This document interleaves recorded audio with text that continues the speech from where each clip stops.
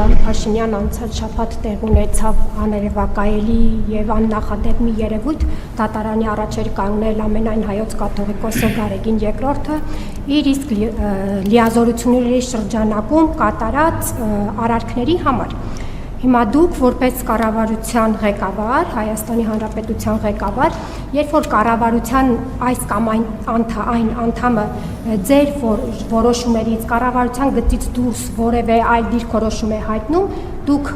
անում եք հայտնի հայտարարությունը, ես կառավարությունն եմ ու նրան ազատում եք աշխատանքից։ WhatsApp-ով SMS-ներ եք ուղարկում Ազատուն պաշտոնյաների, որում հետո լուրեր են շրջանառվում, թե էլի ձեր ինչ-որ կարգադրություններ չկատարելու համար է, դուք դրա ես վստահ չեմ ասում, որովհետև պարզաբանում դրանով կապված չեք տվել, հիմա ինչու ամենայն հայոց կաթողիկոսը չի կարող կատարել իր լիազորությունները կարգազանց թեմի առաջնորդին, որ չի ենթարկվել եկեղեցու կառույցի, որն ինքն է ղեկավարում, ինչ-որ կանոնների եւ կարգալույծ է արել։ Դրա համար մարդը կանգնում է դատարանի առաջ։ Ինչու սա մեկ եւ պարոն վարչապետ մի ճշտում անեմ, ԵԱՏՄ այցից հետո եւ Ռուսաստանի նախագահի հետ ձեր ունեցած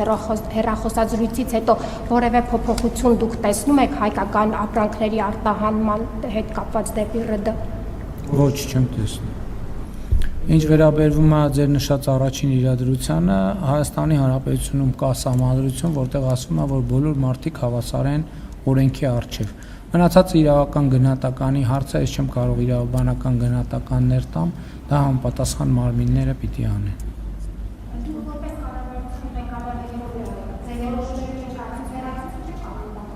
Ես դժվար եմ պատկերացնում, թե ինչպես կարող էր, ասենք, իմ որևէ հեռացման որոշում դատարանի կողմից կասեցվել եւ ես շարունակեի այդ որոշումը իրականացնել։ Եթե ես դա անեի, իմ դեմ քրեական գործ կհարուցվեր միանշանակ։ Այդ մնացածը արդեն մանրամասները ասում եմ, իրավական վերլուծության հարց։